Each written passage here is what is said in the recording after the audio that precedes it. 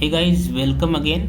तो आज हम आपको बताने वाले हैं कि टैली में कॉस्ट कैटेगरी और कॉस्ट सेंटर को कैसे क्रिएट करते हैं। तो चलिए शुरू करते हैं। टैली में कॉस्ट कैटेगरी और कॉस्ट सेंटर को कैसे इनेबल करेंगे। तो सबसे पहले हम लोग टैली को ओपन कर लेते हैं और टैली हमारा ओपन हो रहा है। जैसे हम किसी को सैलरी पेमेंट करते हैं तो सीधे हम सैलरी पेमेंट कर देते हैं, और हम चाहते हैं जिसको भी सैलरी पेमेंट करें और किस किस पार्टी को किस किस हमने लेजर का यूज़ किया हुआ है वो डिटेल हमको पता चले। तो उसके लिए हम यूज़ करते हैं cost category and cost centre का।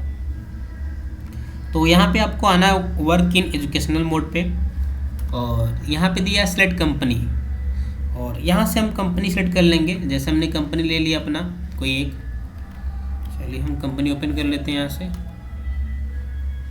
उसके बाद क्या करना है आपको, यहाँ पे सबसे पहले इनेबल करना है कॉस्ट कैटेगरी कॉस्ट सेंटर को। तो आप यहाँ से प्रेस करेंगे फंक्शन की F11 और फंक्शन की यहाँ से F1 प्रेस करेंगे। आप देखेंगे कि यहाँ पे cost profit centre management option में आपका दिया हुआ है मेंटेन पेरोल, उसके नीचे दिया मेंटेन कॉस्ट सेंटर्स और use cost centre for job costing, maintain more than one payroll cost centres.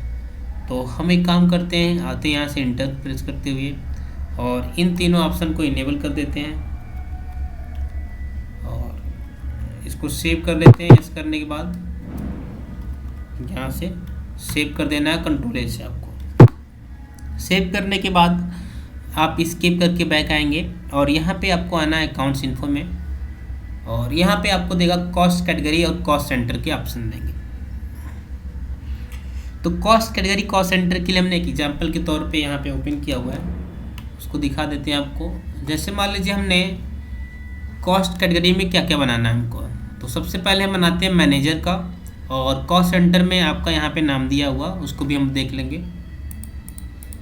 तो यहाँ से हम लिखते हैं मैनेजर को, कॉस्ट कैटेगरी में आएंगे, क्रिएट करते हैं और यहाँ से लिखते हैं मैनेजर और इसको सेव कर लेंगे।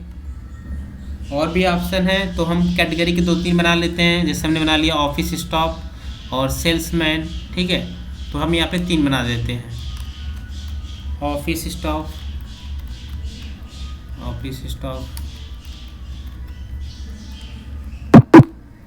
सेल्स मैनेजमेंट, क्या दिया है सेल्समैन, ठीक है, सेल्समैन। इसको सेव कर लेते हैं, स्किप करके बैक जाएंगे यहाँ से और भी बैक करेंगे।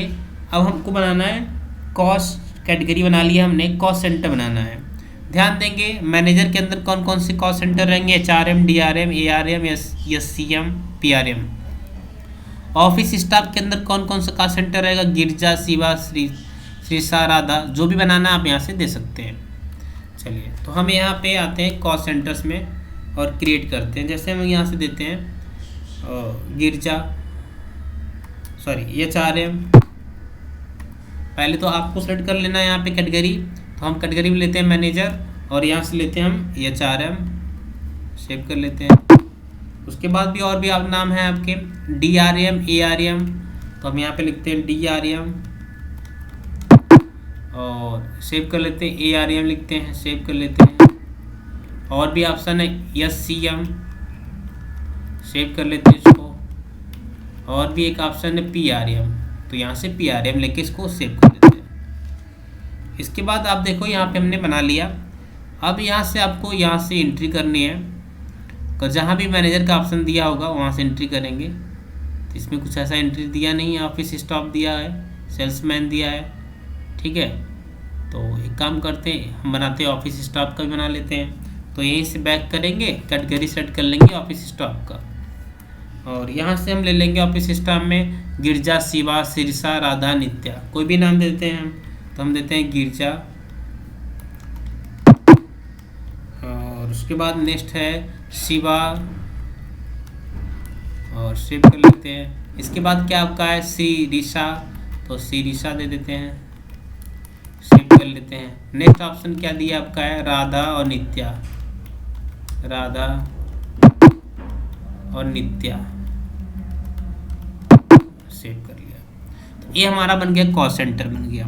अब यहाँ से स्किप करेंगे, बैक करेंगे और उसके बाद आपको जाना कहाँ पे है, बैक करके आप जैसे किसी को पेमेंट कर रहे हैं या फिर कोई पार्टी है जिसको हम पेमेंट के साथ साथ या फिर कहीं परचेज की यूज़ कर रहे हैं वहाँ पे यूज़ करना हमको है, तो हम कॉस्ट कैटेगरी का यूज कर सकते हैं। जिससे हम आते हैं अकाउंटिंग वाउचर्स में और यहाँ पे हम पेमेंट कर रहे हैं तो यहाँ पे एक एंट्री दिया हुआ आपका है।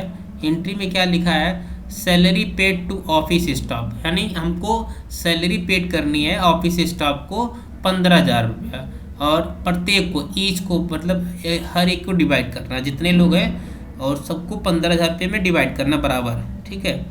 और बराबर नहीं, इक्वली नहीं दिया, लेकिन सबको हमको देना है 15,000 सैलरी देनी है। अब यहाँ पे कितने लोग हम देख लेते हैं उस हिसाब से।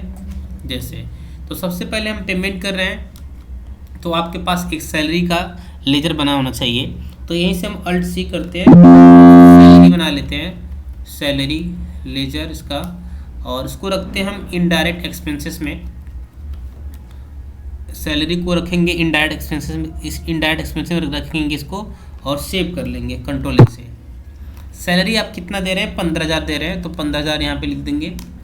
और एक बात ध्यान देंगे, जब भी हम सैलरी का लेजर बनाएंगे तो यहाँ से अगर आप यहाँ से कॉस्ट सेंटर एप्लीकेबल नहीं करेंगे तो वहाँ पे कॉस्ट कैटेगरी कॉस्ट सेंटर का ऑप्शन शो नहीं करेगा। तो ध्यान देंगे आप लोग, जब भी हम सैलरी का लेजर क्रिएट करेंगे या जिसमें भी हमको cost category cost centre option enable करना है वहाँ पे हम कॉस्ट सेंटर और एप्लीकेबल ऑप्शन को यस करना होगा।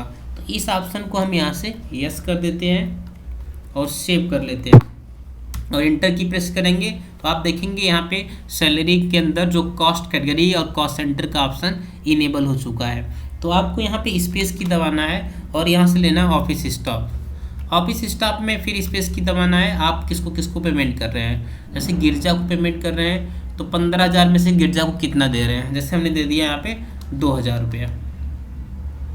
उसके बाद इंटर करते हैं, फिर आप दूसरा नाम लीजिए नित्या। नित्या 13,000 में से कितना पेमेंट कर रहे हैं नित्या को, हम मान लीजिए इसको भी 2,000 पेमेंट कर रहे हैं नित्या को भी।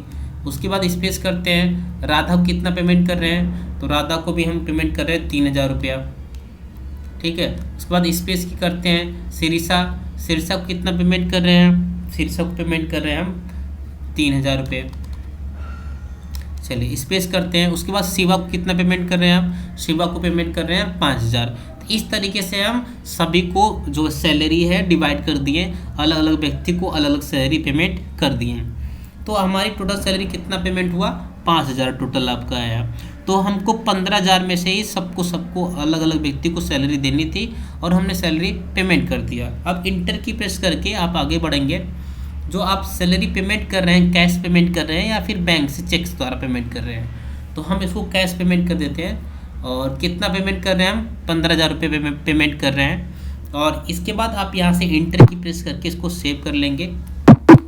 तो हमने यहाँ से यस करके सेव कर लिया, तो हमारा पेमेंट हो गया। तो आप देख रहे हैं कि इस तरीके से सैलरी पेमेंट कर रहे हैं तो हमको पता नहीं चलता किसको हम सैलरी पेमेंट कर रहे हैं या हमने किसको किसको सैलरी पेमेंट किया। लेकिन जैसे ही हमने कॉस्ट कैटेगरी कॉस्ट सेंटर का यूज़ किया तो हमको पता चल रहा है किस व्यक्ति को हमने कितना सैलरी पेमेंट कर रहे हैं। तो अगर आपको देखना हो तो आप स्किप भी करिए, बैक आइए।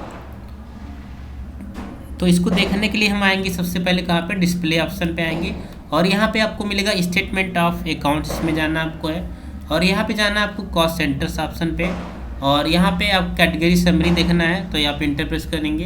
देखिए आपने 15,000 रुपये का पेमेंट किया था और इसमें से आपने किसको कितना पेमेंट किया हुआ है यहाँ पे आपको डिटेल्स मिल जा रहा है। तो इस तरीके से हम कॉस्ट कैटेगरी और कॉस्ट सेंटर ऑप्शन का यूज़ कर सकते हैं और पेमेंट कर सकते हैं, चाहे आप किसी पार्टी हो, कोई भी पार्टी हो, चाहे मैनेजर हो, सेल्समैन हो, लेबर हो, टेलीफोन का एक्सपेंसेस हो, आपका सेल्स फोन का एक्सपेंसेस हो, ठीक है।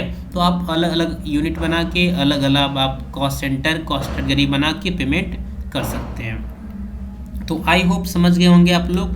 तो अगर आपको समझ में आ गया तो प्लीज़ चैनल सब्सक्राइब कर दीजिए और लाइक कमेंट शेयर करना ना भूलें। मिलते हैं नेक्स्ट वीडियो में। Thanks for watching.